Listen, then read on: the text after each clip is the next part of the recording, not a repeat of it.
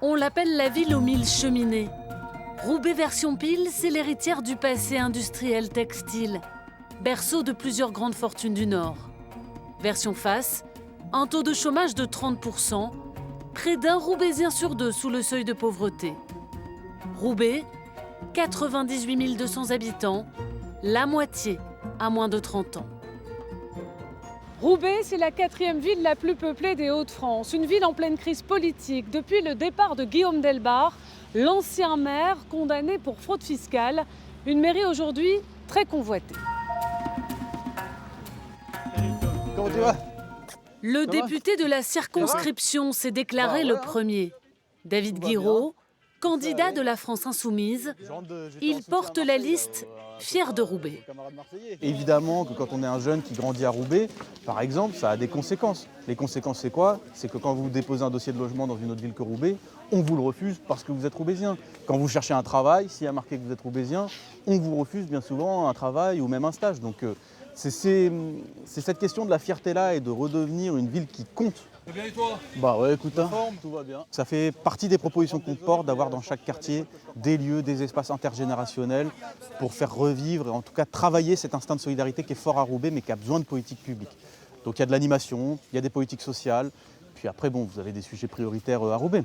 La question du logement est le sujet numéro 1, la question de la sûreté et de la propreté sont des sujets aussi qui sont hyper importants. Son adversaire déclaré, le voici.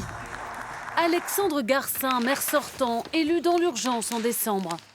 Ancien adjoint à la voirie, il met en valeur son bilan. Alors nous sommes sur l'avenue des Nations Unies. Cette avenue, elle a été appelée l'avenue de la mort. On a eu beaucoup d'accidents graves, voire des accidents mortels. On a supprimé tout ce qui était autoroute urbaine, tout ce qui était 2x2 voies. On a apaisé la ville en passant à 30 km/h. David Guiraud, moi aujourd'hui, dans les 400 propositions qu'il fait, qui sont une espèce de pot pourri, sincèrement, je ne vois pas de vision. Et je crois qu'il n'en a pas. Sa proposition d'arrêter la rénovation urbaine sur le quartier de l'Alma, c'est une erreur. On sait comment ça se passe quand on arrête un projet d'urbanisme. Prenez l'exemple de Saint-Sauveur à Lille. Il a été arrêté, 6 ans plus tard, il ne s'est rien passé.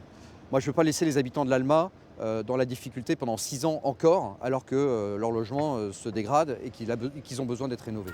Karim Amrouni, pourquoi vous nous avez amenés ici? Alors je vous ai amené ici parce que comme vous pouvez le voir, la rue est complètement bloquée parce qu'on a un épicier qui vend du protoxyde d'azote en quantité industrielle et qui a obligé les autorités à fermer la rue pour essayer d'endiguer ce phénomène et essayer de retrouver un peu de quiétude pour nos concitoyens. 6 ans que Karim Amrouni fait partie de l'opposition au conseil municipal.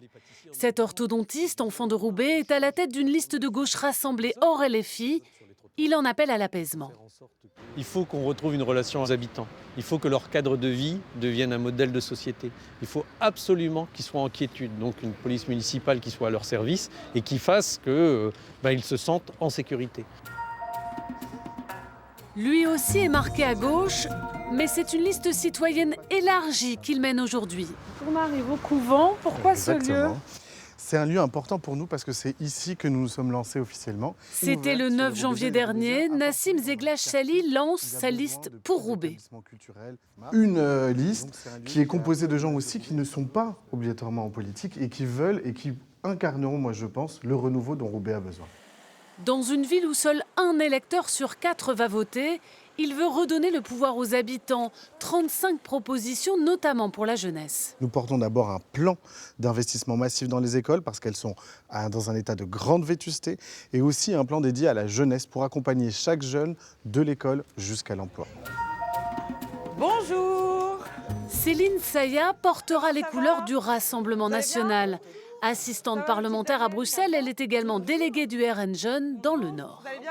C'est un bar, un des seuls bars du quartier où vous avez beaucoup de cohésion, beaucoup de chaleur. Vous rencontrez tous les jours des Roubaisiens qui sont simples, qui sont accueillants et qui sont prêts à discuter de tous les sujets. Ah, bah, très bien. On pourra sauver cette ville en attirant à nouveau des entreprises, des commerçants, des artisans qui, eux, vont créer de la richesse et créer à nouveau de l'emploi et qui pourront permettre de donner un emploi à des Roubaisiens qui ne demandent qu'à travailler. 2 autres prétendants préparent leur liste. André Bon, candidat de la société civile. Françoise Delbarre pour Lutte ouvrière.